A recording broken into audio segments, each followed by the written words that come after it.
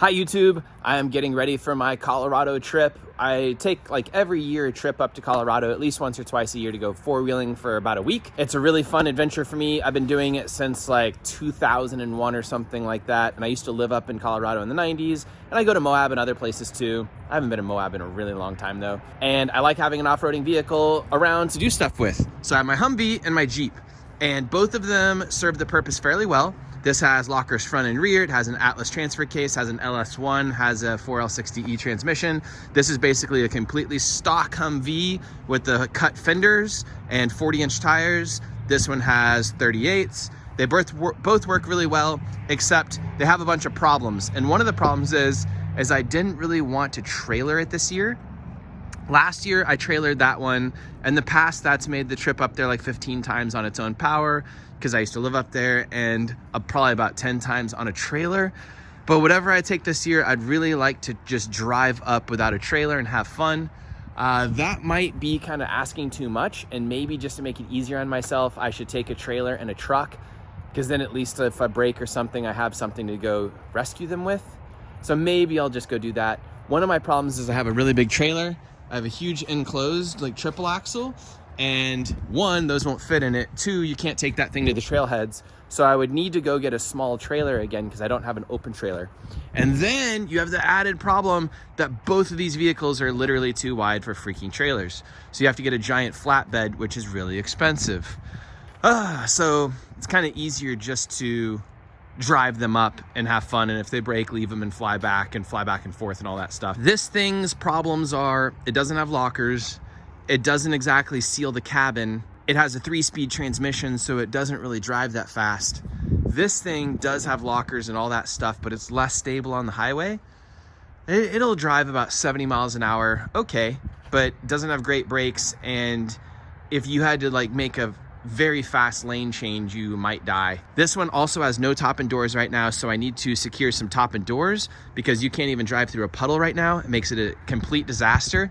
Basically, whatever vehicle I take, I need to fix a bunch of stuff on and get it up there. This is my daily driver right now, which is actually good for sorting out vehicles. If you have a drift car or an off-road vehicle and you daily drive it for a little while, you very quickly figure out what's wrong with the thing and like what to fix, and then you fix it, and then you find out what else is wrong. It's a great way to work on cars because I have a lot of race cars. I don't know, like say that BMW or my JZ car. If you just like fix what you think is broken and then take it to an event, it could just like rear its ugly head and, you know, not work at the event because you don't have the ability to drive it on the street to test it.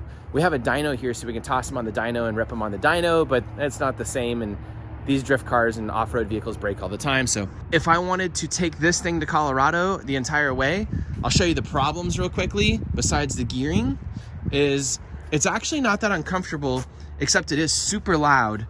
But with the 2-man top, I built this for the safety and comfort of the driver and passenger, getting the seat as far back as possible and all that stuff. I didn't build it so that this would come down properly and seal the cabin, which it no longer does. And then it actually has very little storage room that is watertight and not a disaster. And you almost can't like, so they have a bed divider in here, but mine doesn't fit anymore. So like if you just even have a cooler break free of a strap, which I've had, it almost broke my arm getting up there. So I don't like putting anything in the bed unless it's strapped down really well. And these things probably aren't really meant to be driven a lot of miles. They all have like super low miles, even after 20 years in the military. This one has 30,000 miles. This thing's okay on the street. I've obviously driven it a lot, but as I get older, I would much rather have something that drives better on the street for long-term stuff. But I would need to straighten this out so I can put a door back on it.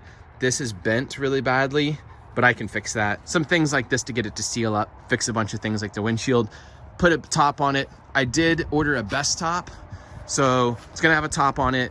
Hopefully that fixes a bunch of the problems, because like right now without fenders on it, all the water just goes straight onto the driver, which is weird because over here on this vehicle, no water comes off of this and hits the windshield or does anything. All the water goes straight back and gets like flung right in this area, but none of it makes it up there.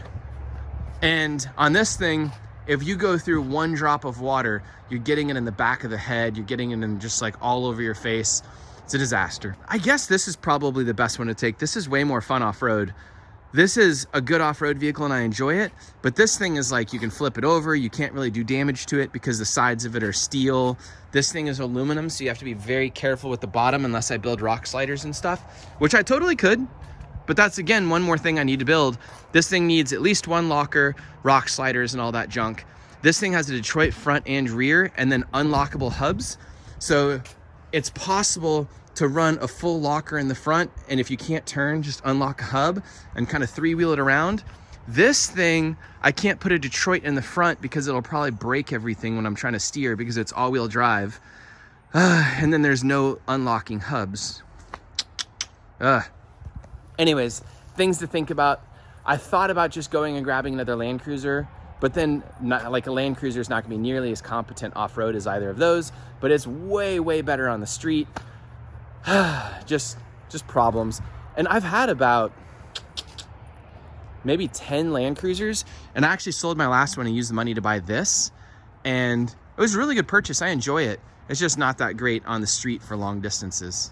And I am going to go bleed the coolant and do a bunch of things to like this thing right now and do a bunch of maintenance. I've been doing maintenance to this thing. The hydraulic ram up front is leaking really badly, even as it just sits here for like 20 minutes. Look at the height difference. The Jeep headlights are like a foot higher than the Humvee headlights. The Jeep itself is way higher. If you look at where the people's heads would be in the vehicle, the Jeep, you're like a foot or two at least higher, it feels like. And when going down the highway, the Jeep does not feel anywhere as stable as this thing. This thing feels like you could drive at 100 and like no problems. If I had to do a quick lane change or anything, I would survive it. But the Jeep does not feel like you would survive a lane change like that. Also, side note for car people, inside the trailer is a broken drift car of mine. There's my E36, which needs some work, my JZ car that needs some work, my Jeep that needs some work, my Humvee that needs some work, and I've got a couple more cars inside. I have probably about 10 project cars right now. Do not have more than one project car at most. It is financial suicide and so stupid. Welcome to the bottom of my Humvee. I'm about to drain the coolant because the fan, I'll explain all that in a minute, but there's the coolant, whatchamacallit, drain right there. And as I'm going for it, I realize, this is the story of owning a Humvee, that there's a coolant, some type of leak, might not be coolant, there, down that hose, on the fuel pump, or whatever that is. Oh, come on, light, don't go out on me. What is this leaking? Oh, I hate finding leaks underneath vehicles. All right, well, I guess I have a new project now. I was just gonna drain the coolant, but now I have some type of leak. Feels like oil or diesel, I can't tell. Did it?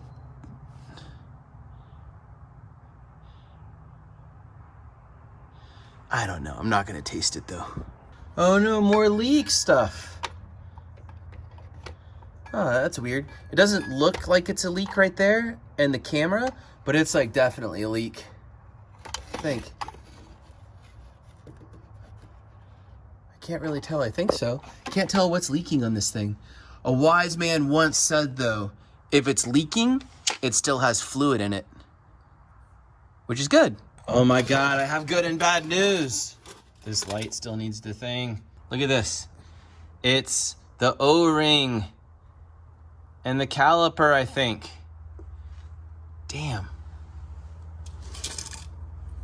That has been slinging all the fluid around everything else, I think. So I think I'm losing brake fluid. So I'm gonna go up there, check on the brake fluid, and see what's up. I need one of those little head-mounted GoPro mounts so I can do this better. Take this off. We're about to find out how fast the brakes are leaking. Oh, not bad at all. Cool. Why are they different colors? Seems like a problem for future Aaron. It does not seem like a problem for current Aaron. So it's not that bad of a leak. It's just making a mess. That looks fine. Good job, Aaron. All right, now to go find more leaks. In the game of find that leak on the Humvee, I have a leaking portal box, I guess. Let's see what this is now. Getting on the ground. Something is definitely wet down there. And on the back side, and on the bottom of the portal box, I guess. Damn. I actually had this one open at one point, so that must be my fault. I must not have RTV'd it very well. All right, well, I need to check on that guy. Or maybe it's that seal up there. I'll figure it out. Back to what I was doing though. I was flushing the coolant, or about to. I think this is a thermostat, so I need to pull that in a minute. And I need to find a bucket. Where's a bucket? Oh, look at that, there's a bucket. And the one cool thing about Humvees is, I bet this bucket is going to work. Yep, don't even have to jack up the whole vehicle. My friend Mark tells me I need to be a comedy mechanic and have a comedy channel. Ooh, look at that, nice and rusty. Because he says I'm such a bad mechanic. Well, Mark, would a bad mechanic be able to turn that little tiny knob? I think not. I'm a great mechanic. I'm actually trying to accomplish something here. This isn't random maintenance because I don't really do random maintenance. What I'm doing is the vehicle has a crazy fan on it that takes 30% of the power of the entire vehicle when it turns on. And I'm trying to make so it goes fine at 60 to 65 if the fan doesn't come on. If the fan comes on, it goes like 55, and it literally doubles the volume of everything going on in the entire vehicle. So I want that fan to not come on. I could either just take the belts off and blow the vehicle up, or I could try and get the whole thing to cool better. I've already cleaned the cooling stack. This thing has a cool transmission cooler and radiator, and I cleaned in between them. I cleaned them out. I did all I could. I took the grill off because people were telling me the armored ones don't flow enough. Not running this completely made no difference in the world. So I am gonna flush the coolant system, put better coolant in it, get all the rust out of it, and hopefully that works. And then that would make it a lot easier to drive like 65 miles an hour in this thing all the way to Colorado. The throttle pedal is a little bit hard to press right now. I'm gonna lube all these throttle connections again. It was incredibly difficult. Like that made the car, it sounds dumb, but so much faster. By lubing this pedal, it would hurt my hip. This pedal was so hard to push when I first got it. We lubed it all up, it got a lot better. Now we need to do it again.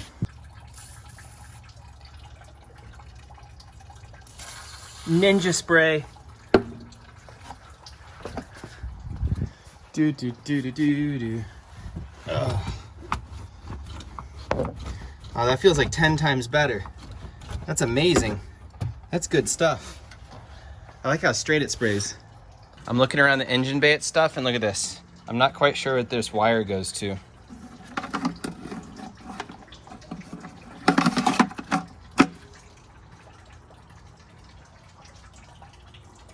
Oh, it's a ground. I feel like it's not grounding to that very well though. I'll just tuck it back in there. Doing a terrible job vlogging. I got on the phone for a little while and was chatting and forgot to video, and I took the thermostat out. Boop, where'd he go? Here's a little thermostat dude. I drained all the fluid. I pumped a bunch of fluid into it. I then poured a solution in, which is a flush mixture, into this little dude. I'm gonna cap that back up, put a bunch of water in there, fill it up, run it for like 4 hours and work on something else. Maybe run it down the highway or just drive it for a day, come back, flush it again, and then hopefully it runs cool forever and I never have another heating issue in this thing ever again because I changed the fluid. Yeah, that's how these cars work. Oh, this can be a horrible one-handed. Oh, it's a mess. 5 gallons of water in this thing. I'm assuming this is how you fill it and there's no bleeding procedure since this is the highest point. I have no idea. We're gonna see.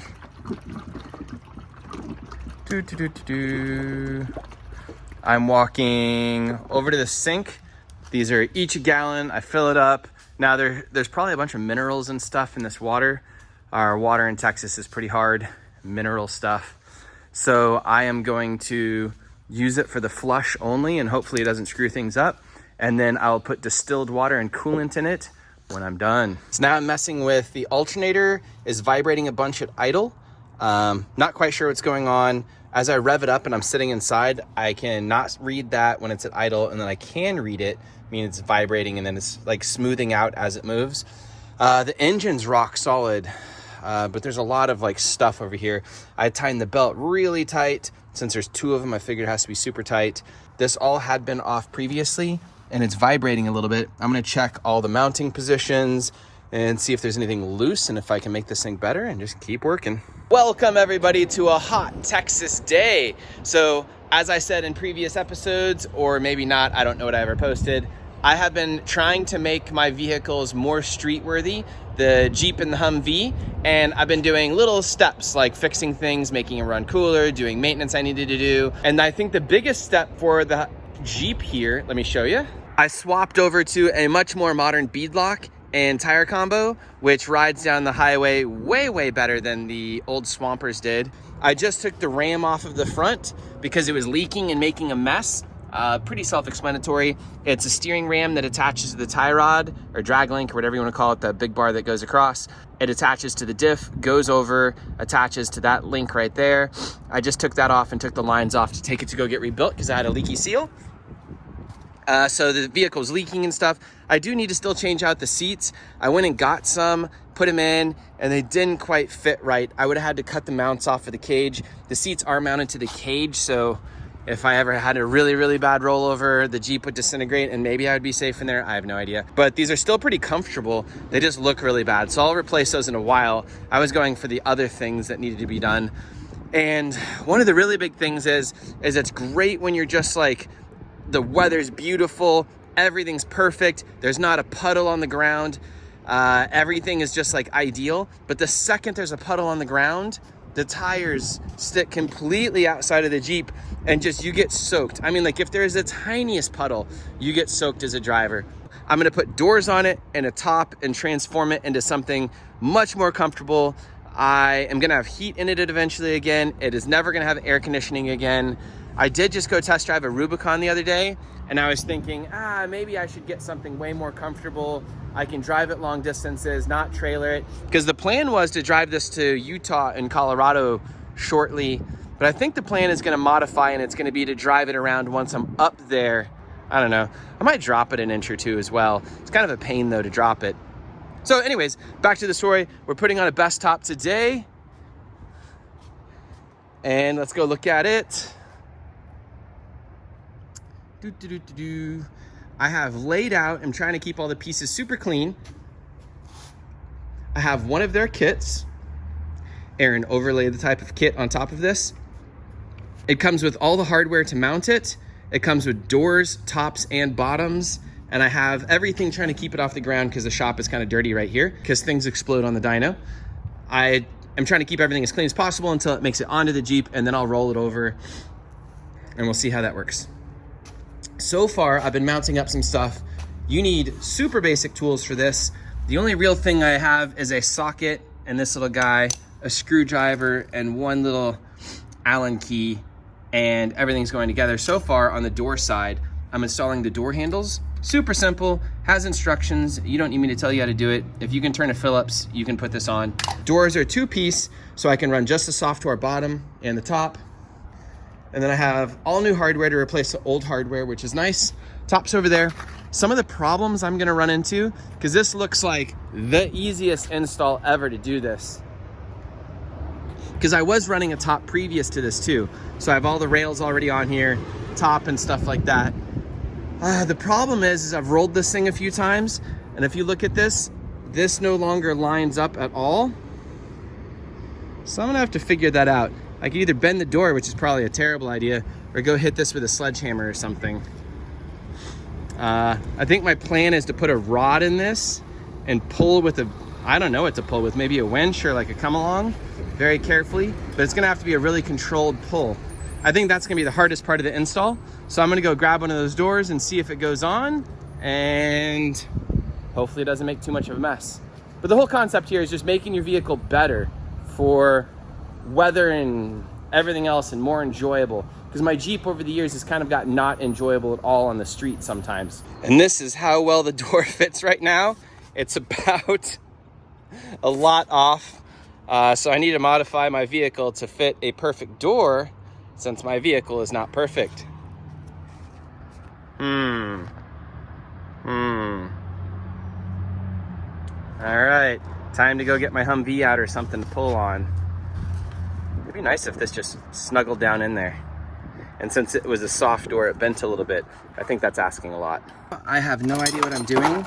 I'm either gonna look for like a bolt or a rod, or maybe something to set in there that's about the correct size, and then attach something top and bottom and pull.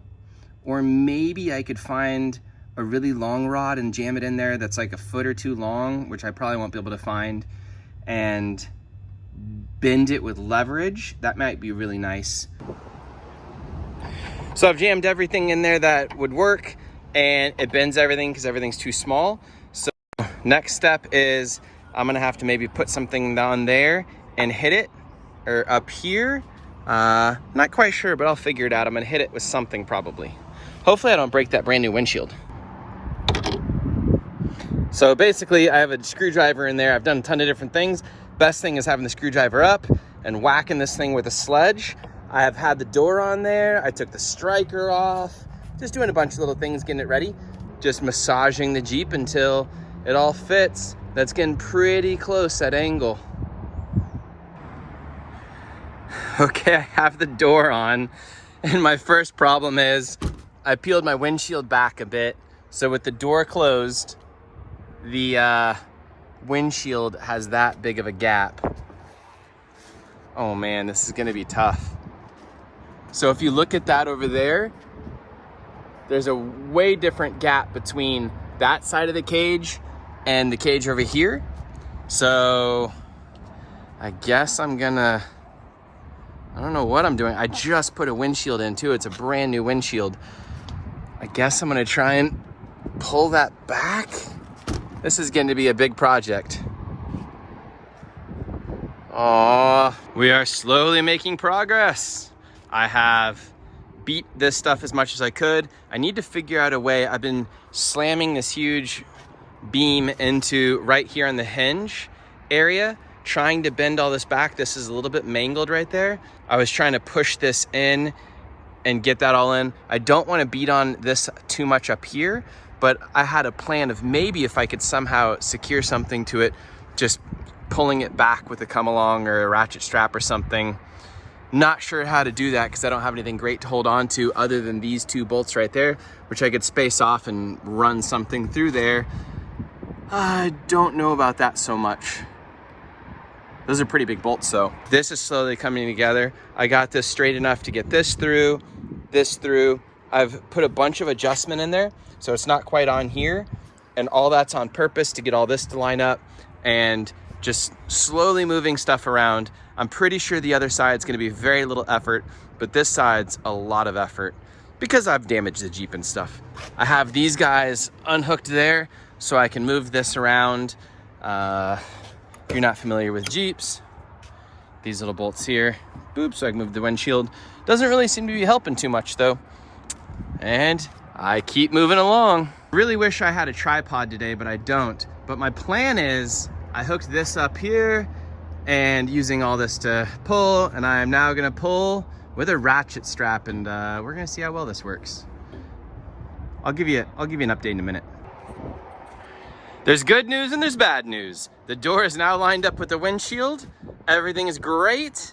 Some alignment problems there I'm gonna get to in a minute, but it requires the ratchet strap to be held together. And like pulling, this is gonna have some memory to it and just bounce back because this is super tight. So, I don't wanna just like leave a ratchet strap on the windshield. Maybe I bend it over a little bit. Hopefully the the windshield doesn't break, and I don't know what I'm doing. Over bent it on purpose. This is all compressing and getting a little bit of a mess. It's all the way back touching the cage, which it shouldn't be. It's kind of pulling over symmetrically on that side, which is interesting. So it's super even across. So I'm getting rid of the twisting motion in the windshield, but when I pull this off, it pops back quite a bit. And I purposefully went too far now, hoping that I can exceed like the memory of the metal a little bit, and then it's gonna come back. I don't know what I'm doing still, but that's never stopped me, so I'm gonna keep going. This door took like 1 minute to put on. That was so easy. For you guys that I haven't really been showing too well, but all you do is pop this door handle on this thing. Takes like 1 minute, Little tiny nut on that side. Drill holes for this guy. I had hard doors on here at one point, so I did have to take this entire little mechanism off, which was for the door hinge. Not hinge. Catcher thing, whatever it's called. I'm brain dead right now. And I replaced it with this. And then this one didn't take any type of adjustment. It just closes. There we go. That is cool, but it's also the cleanest it's ever gonna look. So it makes me a little sad because I know I'm gonna get it dirty and torn up, but it looks beautiful right now. Same thing with this window over here. This is like as clear as glass. You can just see straight through it. It's rad. Cleaner than my windshield. Actually, that's a brand new windshield. The windshield's not too bad. I don't know what to do about you, strap. I'll figure you out. Maybe that's permanent. So it's going along pretty swimmingly. I mean, you can figure out how to attach a soft top if you are a Jeep person. It is exciting that it's going on pretty darn well, except for that one door. And took off my old hardware, which was the exact same as the new hardware, which is pretty easy because there was almost no learning process. And I'm just stretching the top over. So if you've ever seen that, that's exactly how it goes. I am glad that I have a complete, like, exact replacement top for what I had, because I previously had a best top. So the cage and everything fits. I was a little worried about something being a little bit different than before, but it appears that everything is fitting and going on nicely. So I'm just moving along. And I still haven't dealt with that, but I'm gonna deal with it. Day something, I don't know, day 2 of this. Still getting the Jeep ready. I have the best top on. It looks great. It is the best top. Not much to say about that because it went on so easy, but now it's dirty already. So my life right now is, I took the hydraulic steering off, capped, you can see those caps right there, capped the steering box. I'm getting a new one of those right now. The fuel system is becoming a pain. So the lines were collapsing and getting soft, and I was gonna replace them. So I took off the feed line from the fuel cell, and the tank has plenty of gas. Oh, maybe it's empty. I think it has plenty of gas. I just filled it up. Let's see what happens if I blow this out. I think it's just clogged. So I'm just jamming that in there. Yep. It was just clogged. Damn it. So I barely got back from where I was going. The fuel pump got louder and louder and louder, and it was just blocked. But like, if I'm on the road, I don't have that. I didn't even have any tools on me. So I have to drain this, clean the fuel tank. Ugh, I hate old vehicles. You suck, old vehicles. Making me work on you all the time. But you look cool. You look weird though. It looks like a covered wagon or something. Anyways, so now I have to sit there. I have to run to the parts store. I have to go get more fuel lines. I have to let all this drain out and become a disaster, and then figure out what to do with all the fuel that's coming out. And then go get fuel, put fuel back in it after cleaning the tank. I guess I should get a new fuel filter too. Everything's a mess. I now have a turtle that I found in the middle of the street, and it is time to go find a home for him. Hey, little turtle. Oh, he's playing turtle. This is turning into an ordeal. The road down to the creek, which is like half a mile from where I found the little dude, but he's got to go in a creek. I assume he's a water turtle, not a tortoise, I think. Yeah, I think so. I won't put him directly into the water just in case. I'm pretty sure he's a water turtle. It gets real thick there. Oh, there go the birds. You're on your own, little dude. I don't want to get bit by a snake. Get going. You're free. You're free. All right, I got places to be. Good luck, little guy. All right, I just spent a bit over $200 to try and fix some stuff in my Jeep. Bought new fuel line that's push lock, flexible race hose, blah, blah, blah. Big filter, it's really big. It's like that big. New Walbro, old Walbro I need to steal some fittings off of. And something else. I feel like I spent a lot of money. I feel like there should be more parts. And now to do it. Played myself. I thought the tank was dirty when I blew it out earlier, so I assumed I had crud issues. Well, it turns out I didn't. The pump was dying. Surprise. I had tank issues before where I got a bee stuck in one of the fittings, and it took me like weeks to figure out there was a bee in the fitting. because I wasn't really into looking at it too much. So right now I have rerouted, I put a new pump in it, rewired it, put new lines, cleaned a bunch of stuff up, tested it, still wasn't running well, found a vacuum leak on the motor. There was just like a cap missing. I don't know if you can see it. There should be a little red cap. There you go. I just stuffed a red cap on there that came off of my fuel pump because it's coronavirus time and I can't go buy a vacuum cap. Now the vehicle's running great. I didn't want to cut all the fuel line before I knew the length. So my fuel lines are like 10 feet long or 20 feet long. It's the entire bag of fuel line I just bought from Summit. And then I was underneath the Jeep for like 10 minutes trying to figure out how I'm gonna mount this giant thing. It doesn't, I mean, it's big, but like you don't realize how big this thing is until you're looking for a place to mount it underneath the vehicle. So now what I'm going to do is I'm going to put it right here, turn this AN fitting so it points that direction. I don't know how cleanly this is gonna be. Mount it, have it going that direction, drop the fuel line back that way. I have plenty of hose to finish this tonight. I'm gonna have a giant filter in there. Right now I'm using a teeny tiny filter temporarily. And then before that, I was using this filter and that's the story. So I'm gonna keep working. I make Mark laugh because he's a real mechanic and I am running stupid hose things and making him laugh. Anyways, bye. Since everything's on lockdown for coronavirus, I am going to repurpose scrap metal, which is literally the purpose, like, story of my life. I'm gonna slide this under here, I think, this over, and then hose clamp this to that, and success. I'm sure this is gonna work perfectly. Nothing could possibly go wrong. And I have to remake all this. Mock-up's looking good. I am about to cut with my cutters. This line that originally just went to the fuel cell, I'm gonna cut this off and then slice this guy off to get him off because there's not really any pulling these guys off that I know how without cutting them. This mock-up is looking pretty good. And then this is gonna get turned and then hopefully not kink. The kink could be a problem and I wanna be able to just toss backpacks in the back without smashing fuel stuff. And we have success and it's running. So it only took about 20 minutes. I just cut the original line. It took most of the time was just removing it from the AN push lock. I got these little tiny cheesy things because I've always wanted to try them and see if they work, but they always look so cheesy. I never have, but I had to take fuel lines on and off so many times a day. It was really nice. This is not ideal, but it's fine. This, I went at a certain size just to try and keep it from kinking. There's got to be a better way to do this. I need to watch a tutorial on making fuel lines and stuff nicely, but I did that. Drop it down through there. I just deleted that much fuel line and did that right there. This hangs down a little tiny bit. I'm just gonna make it go up. And I think I have one of those little, oh my God, that guy. I can't point to him. There, that. I'm gonna steal him and mount him over in the fender so the fuel line looks better right there because it looks really terrible right there right now. And that's about that.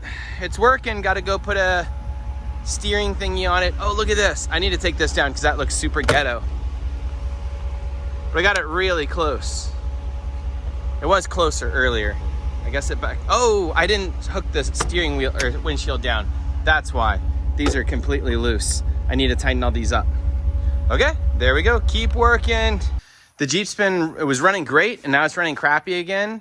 Story of my life. So I went around the Jeep, checked all the fuel fittings, checked the ground, regrounded it, moved the ground to another location, came around here and started pulling off all the coil pack clips.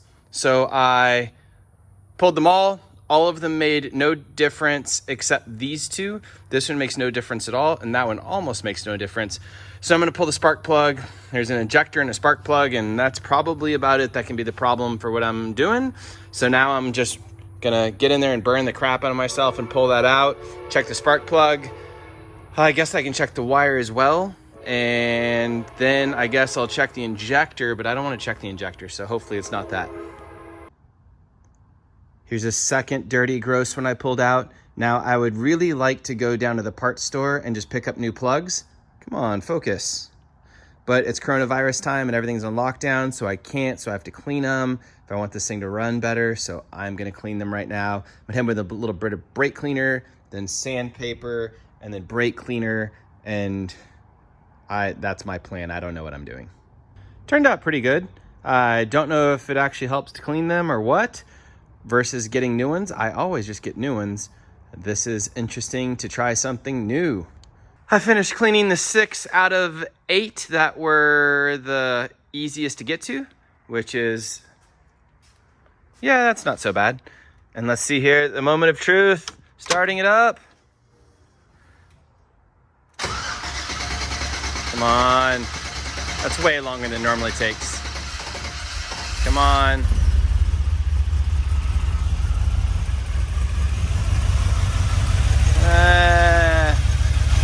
Still doesn't sound super happy.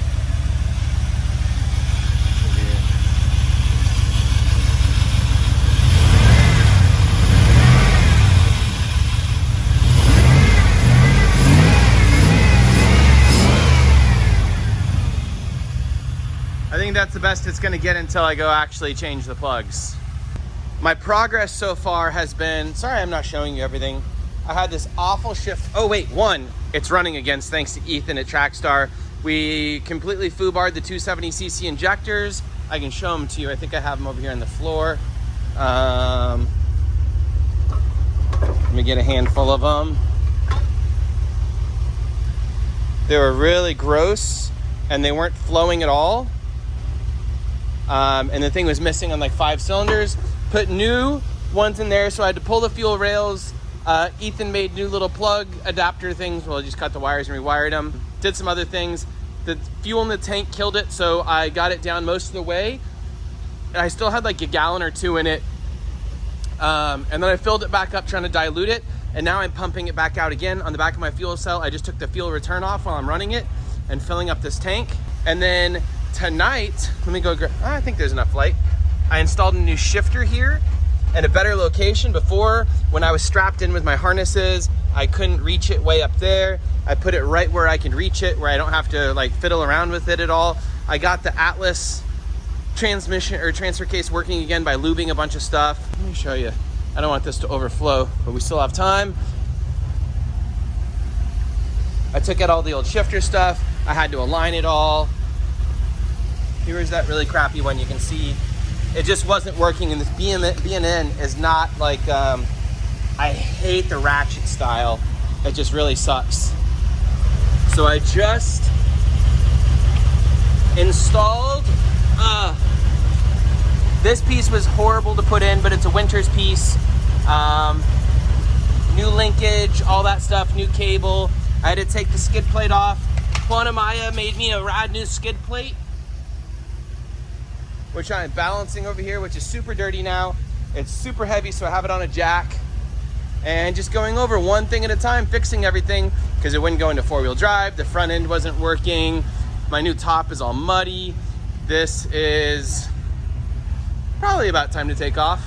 I don't want to run it completely out of gas. I want a little bit, and then I'll dilute it more. The reason I can't just take a fitting off the bottom is all my fittings are on the top. Otherwise, I could just drain the whole thing. But instead, I have to pump it out. Nah.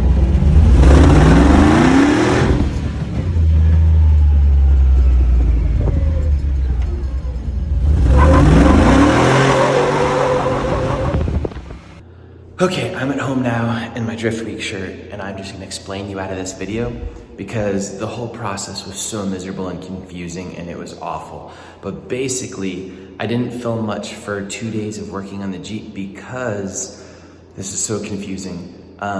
The fuel system got all stopped up and gross, so I changed out all the lines because they were disintegrating from E15 in the tank or something like that. It was a giant disaster.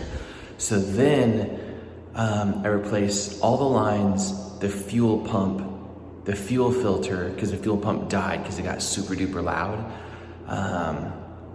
Cleaned everything out, cleaned the tank out, drained it, refilled it with clean fuel, and the Jeep was working pretty well for like half a day.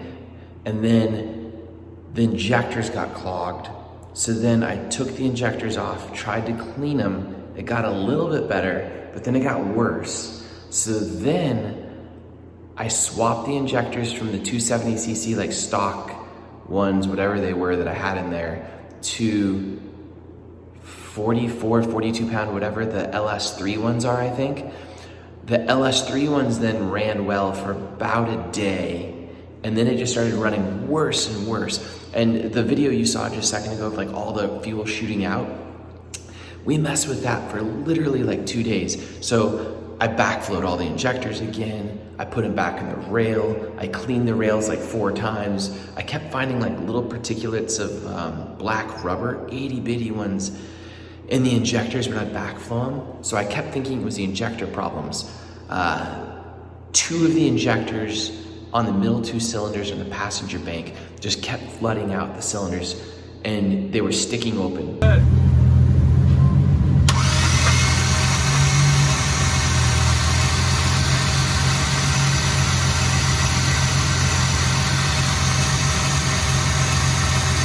So I would swap them, and then those still the same 2 ones would do it. And I couldn't figure it out because it was not connected to anything, because the injectors would do it, but it didn't matter if you swapped injectors, what you did, you put new injectors in there, they would just keep leaking. Anyways, we were working on the whole thing, and finally we realized if we took the vacuum line off of the fuel pressure regulator, it just shot fuel out. And what had happened is that the diaphragm had torn internally and was filling up the intake manifold completely, and well, not completely, but up to the point where the fuel would drain out the first 2 cylinders, or those middle 2 cylinders on the passenger bank, and it was a disaster. And not until we saw that did we figure out what was wrong, and then we just cleaned everything up, put it back together, changed out the fuel pressure regulator, and everything worked. So what's going on, True? Well, I think somehow we're getting fuel in the cylinders without the injectors being the problem. So let's see if we can see something else. Oh, look at that shitty fucking regulator filling up all the cylinders through its vacuum line. That's fun. Okay, you can stop now. Oh my God. But we hydro-locked the motor and stuff for 1 or 2 cranks over that. And like the fuel was just shooting out, and it was like squirt gunning. It was crazy. I have never seen a fuel pressure regulator go bad like that and have those symptoms. So anyways, this video's over. The best top turned out great. I can drive the thing down the street. I don't get covered in junk. It's about the only way that you can drive the vehicle with any type of fluid on the road. Because if you're driving down the road and you have camping gear or whatever, and you're trying to go somewhere and you hit puddles, like it's a disaster. You can't hide from it, even with a bikini top on the Jeep. I don't have fenders on the Jeep really, and I don't plan to put them on anytime soon, but I could. But the best top was the best Band-Aid for storing it outside. Also, driving it long distances when it's not perfect conditions out with 0 fluid on the road or anything like that. It makes the thing way more comfortable and also way quieter to drive. So thank you so much. And that is that. Done episode. Jeep works, except I just took apart the drive shaft and is getting it rebuilt because the slip yoke stuck, or slip joint, or whatever you call the joint in the middle of the drive shaft. Slip joint, I don't know. Anyways, everything's great. Thank you for watching. Goodbye.